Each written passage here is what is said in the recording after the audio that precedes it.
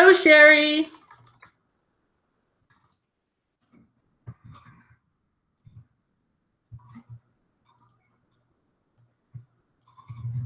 Sherry, can you hear me?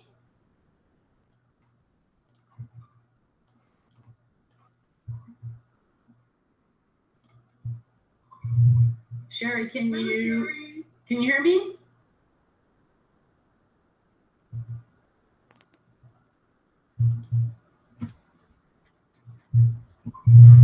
Sherry, can you hear me?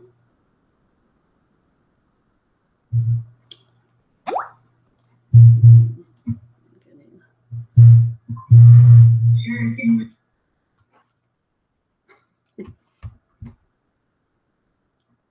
Okay, I actually cannot see the live chat now.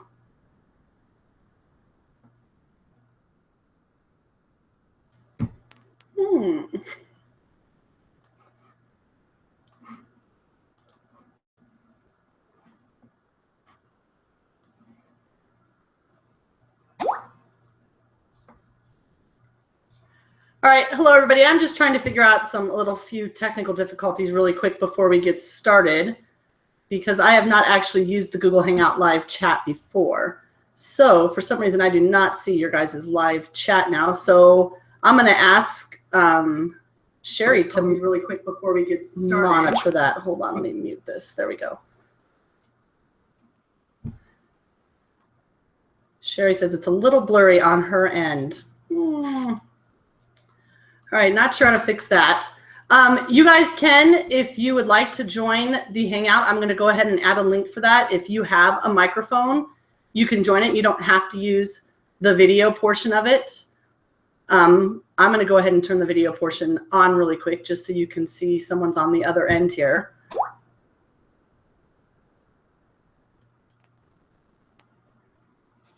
Hello, everybody out there. We are going to get started in just a few minutes. I just need a second here to get started. If you would like to join the Hangout, I am going to go ahead and add the link here in the little sidebar so that you can join the Google Hangout if you'd like to. You should see it on the right-hand side in the little text box. You also can go into the text box questions, and if you go ahead and you go to say something in there, if you haven't ever clicked or started a YouTube channel, you would just click that you want to add a channel. That basically just adds your own personal channel to your YouTube. You don't have to do anything with that right now, but that will allow you to actually type in the text box on the right-hand side. Otherwise, you can also go ahead and use that link that I put over there in the text chat to join the Google Hangout, so you can just use your microphone to actually ask questions when you want to ask them. I could see I have 4 people watching, so there are a few of you out there. Since there are just a couple of us here, the best, yes, Sherry, you would create a channel. When it asks, you can go ahead and just say that you would create a channel, and then that will allow you to actually type in the box. So I'd love you to do that so I can find out who is watching, because it says we do have a couple of us out there watching right now. So if you can do that, and since there are just a couple of you, I can follow an agenda and kind of go through some things in Google Classroom, or if there's something specifically that you would like me to talk about, I can do that as well. That might actually be better since we have a small group. That way it's worth your time definitely for me to answer exactly what you might have questions about. Hi, Ruth. Good job. I see that you typed in there. I don't know if it's your first time using the Google Hangout like this. I've done Google Hangout several times. I've just never done one of the live YouTube Google Hangouts yet. So it's a first time. So if it's not your first, great job. If it is your first, kudos for getting signed in there. And if you want, again, you can join the Google Hangout so you can ask questions with your microphone. If not, Ruth, why don't you go ahead and just type over there and let me know what level you are with Google Classroom. Do you currently use it with your classes? Have you never set it up? Are you advanced and you'd love to share something with us? Just give me an idea where you're at. And then we have a couple other people, so hopefully they will sign in over there so that I can hear from them as well. Otherwise, Ruth, if you're the only one signed in, you can ask me any Google Classroom questions you have. Otherwise, I'll just kind of dive in and start to show some things. And Sherry, obviously, if you have any questions as well for Google Classroom, just let me know. Otherwise, since it is 4:30, I will go ahead. I'm going to share my screen. and go ahead and start some things. And so again, just pop in at any time and ask a question, and I will do my best to answer it for you. All right, so Google Classroom, if you are new to it, I'm not going to read over this entire thing for you. At the very top of the chat window, you should see a link to my bit.ly schmutz Google. When you go to that, it'll actually bring you to this page here where you can see I have all the different information of tutorials that I have made for different things that you can use.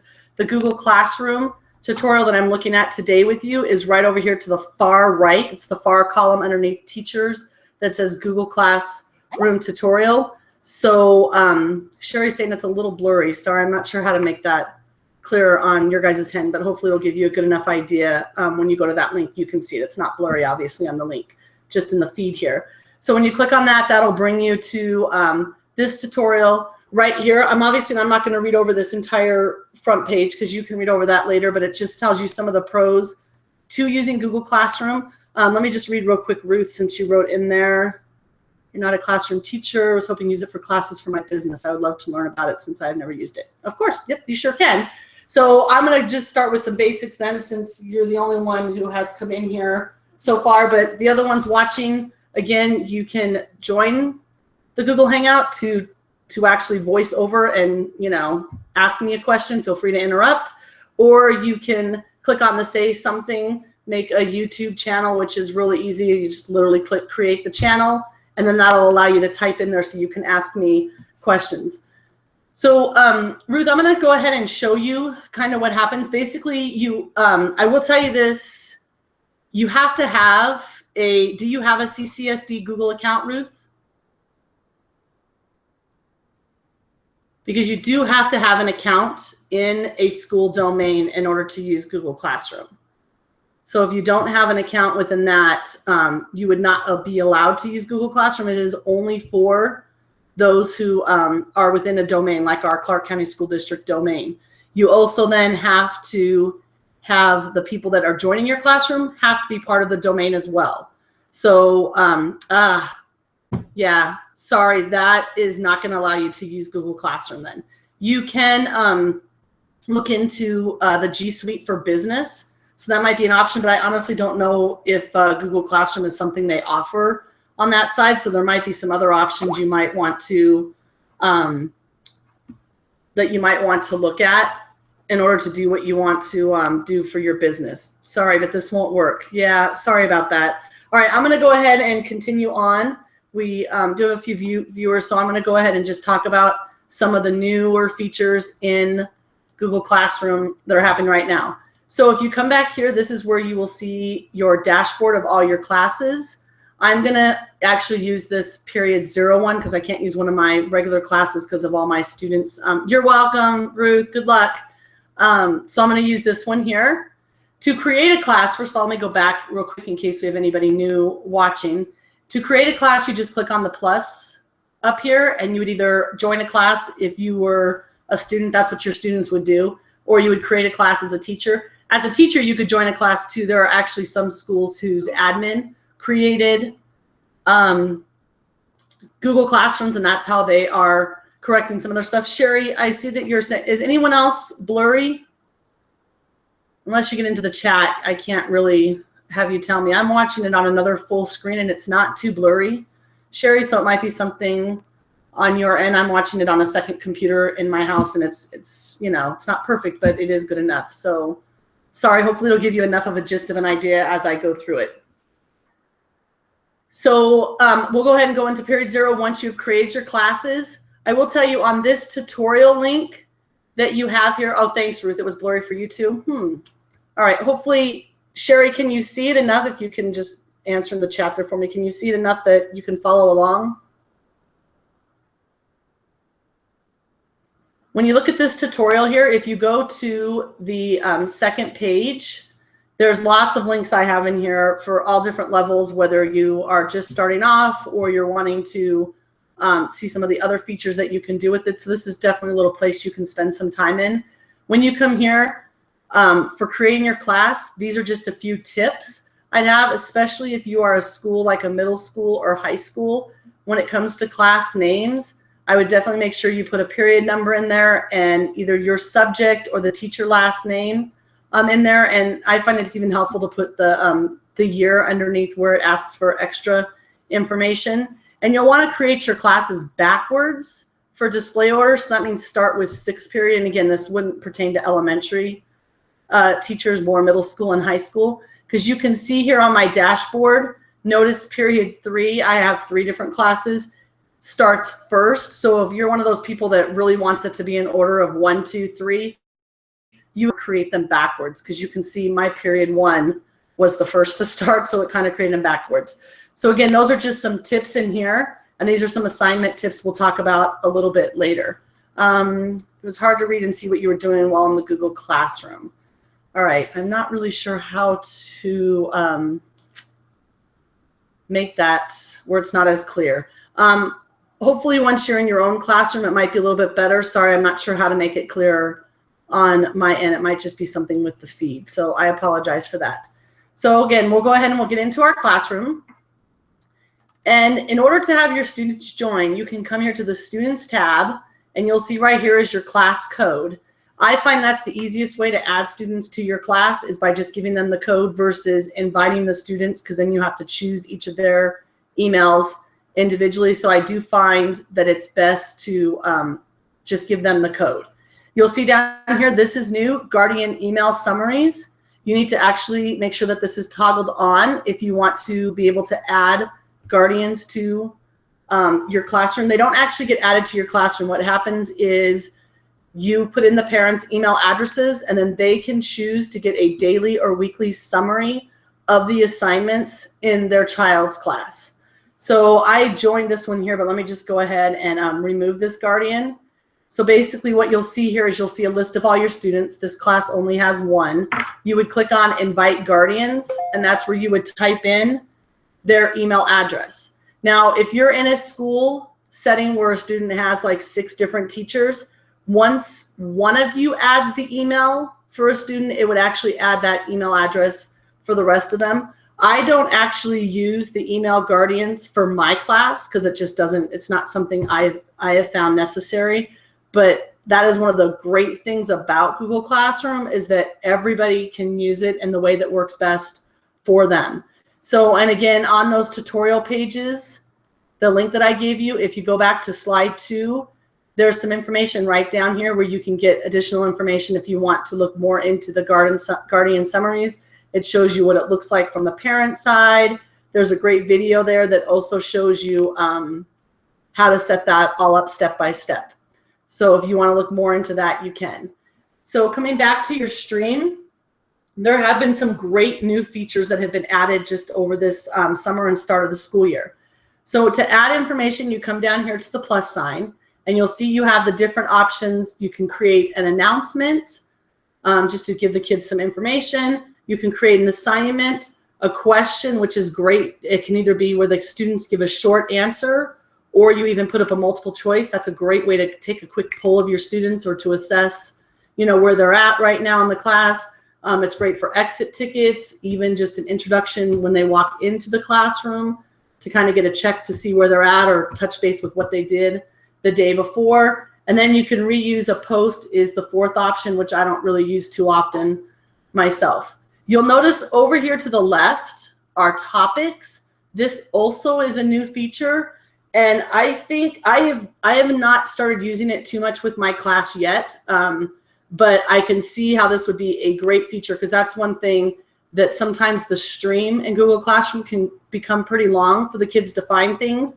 So you can do your topics however you want.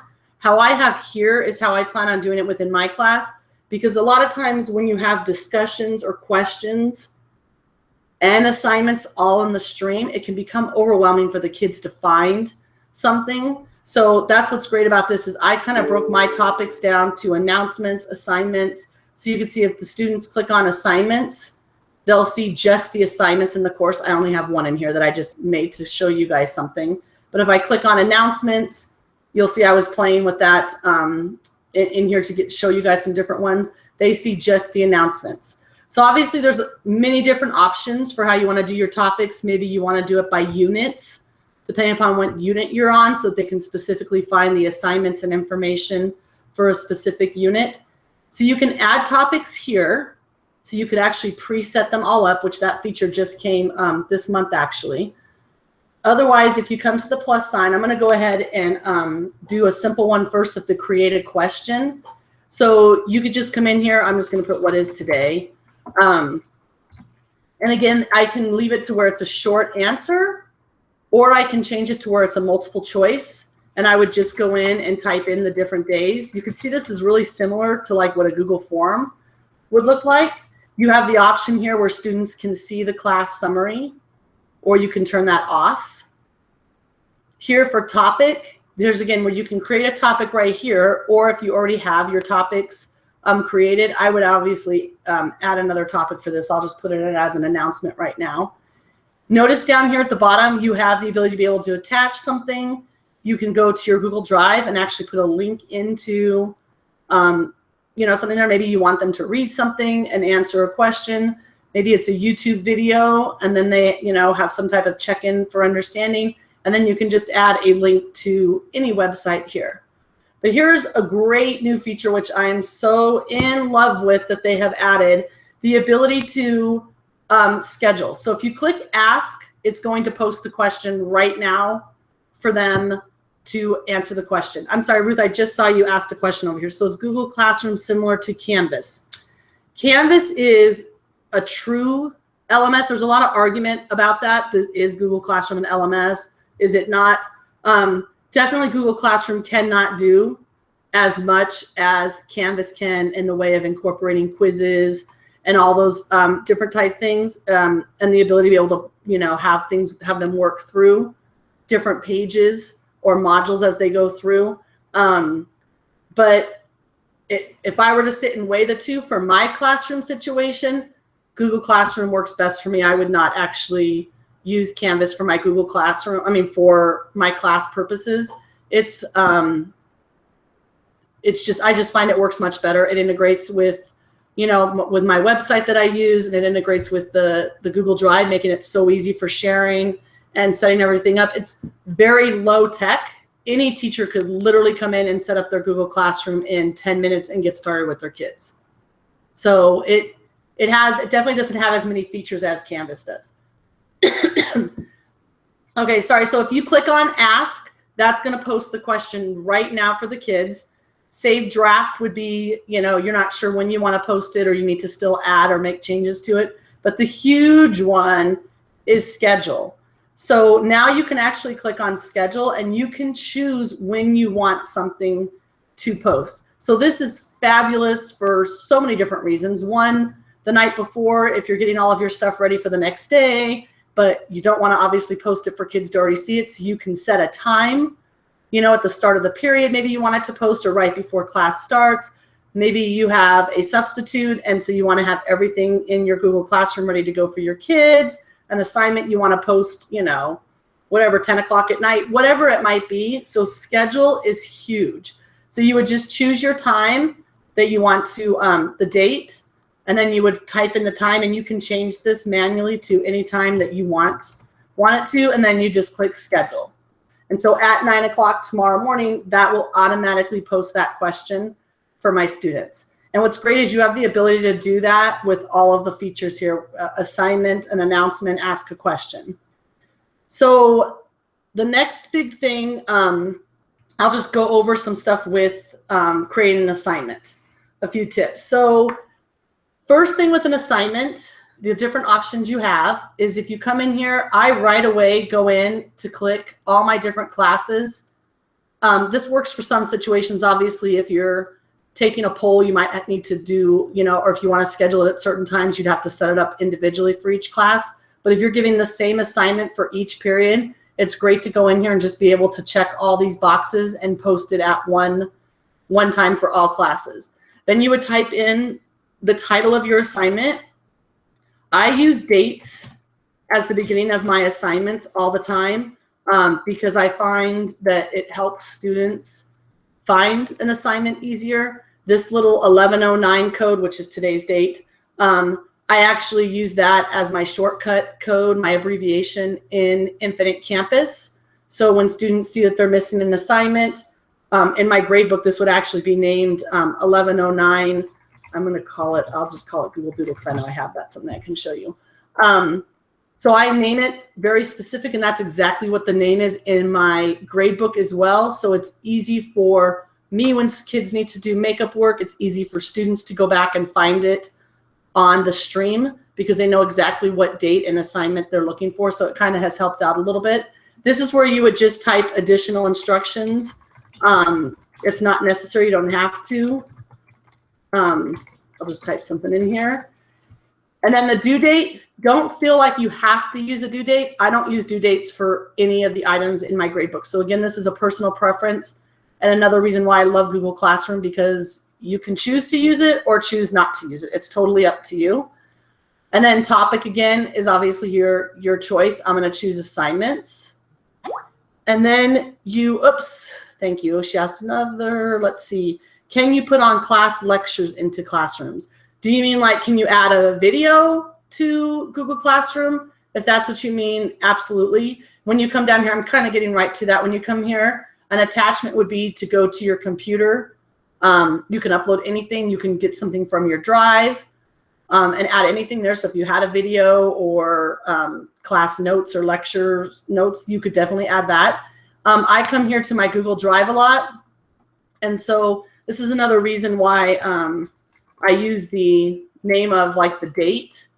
This says 1104, but you can see that I found this, a template for my students. This was a template I created for them in my Google Drive because I want them each to have one of these. And you can come over here where students can view file. And maybe that's, Ruth, where you would put lecture notes. So if you had lecture notes for the day and you wanted students to be able to view them, you would add a link to those lecture notes here and leave this setting so students can view the file.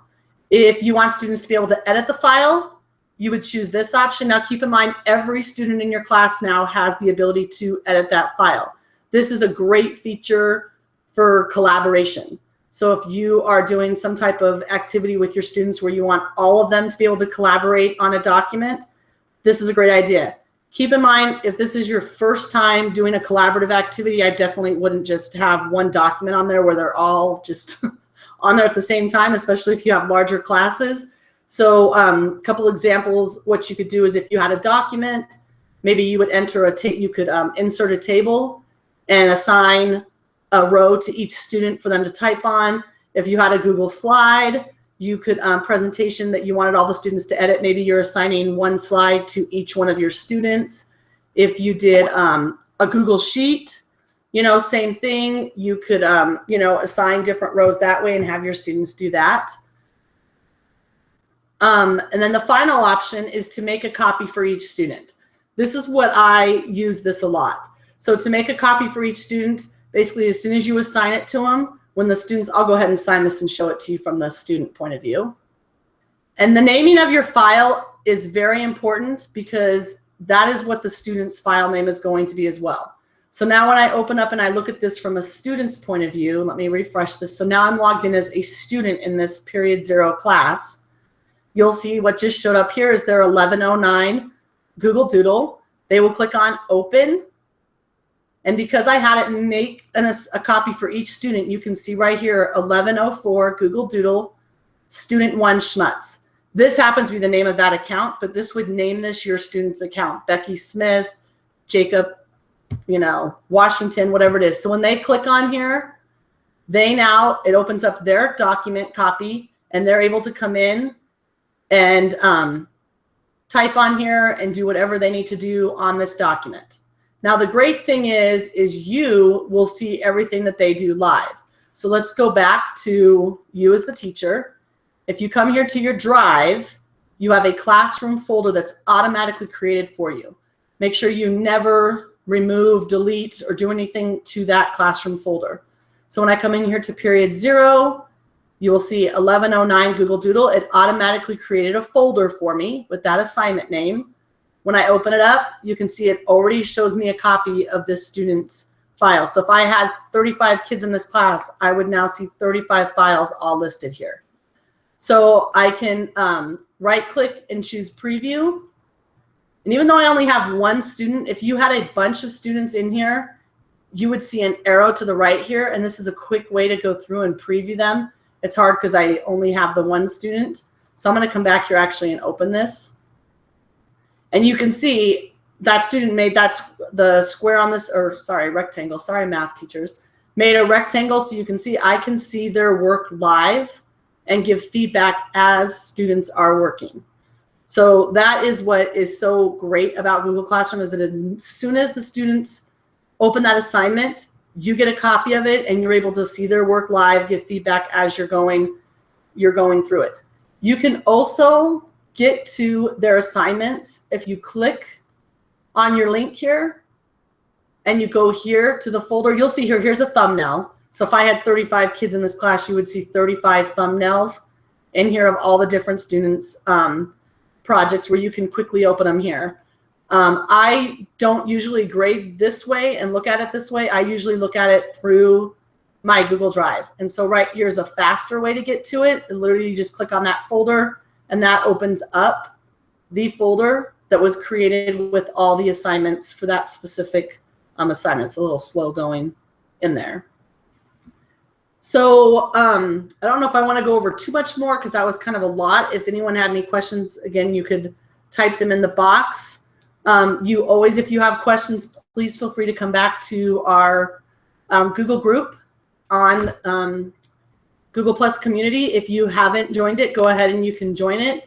You can share something at any time. If you're doing something great with your kids, definitely make sure that you share it with the rest of us. If you have more questions or specific questions about Google Classroom, feel free to come right in here and go ahead and add a response here, and I will be able to get back to you. You can ask me any questions or something you have to share, or something maybe I didn't cover today that you would like to know more about. Definitely come into our Google Nevada group and let us know if there's any future Hangouts you would love for us to do or any other suggestions, and definitely share with us.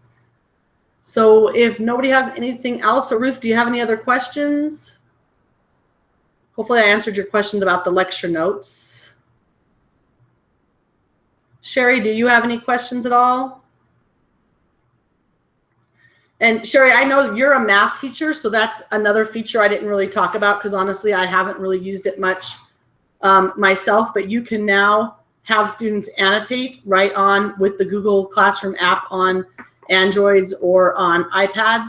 The students can actually annotate right on their different files. So that's definitely something, maybe I'll check that out and test it out with a class so we can talk more about that in the future. But that is a huge, huge thing that they just upgraded as well. So definitely take some time to come into that little tutorial. Page 2, again, is full of information that you could spend some time looking at. They even have a Google Plus community that's all about Google Classroom, which is a great resource as well. And depending upon what level you're at, you can click around on these different things. If you're like, oh, I'm past that level, go on and try and look at something else on there. And definitely make sure you get to our GEG Nevada group, join it, ask questions, share. There's lots of great leaders and teachers in this group that we can help each other out and really take things to the next level in our classrooms. So I thank you guys, those of you that came tonight and showed up. And again, let us know if there's any future Hangouts you'd like to do. And I will see you in Google Plus community. Have a great night.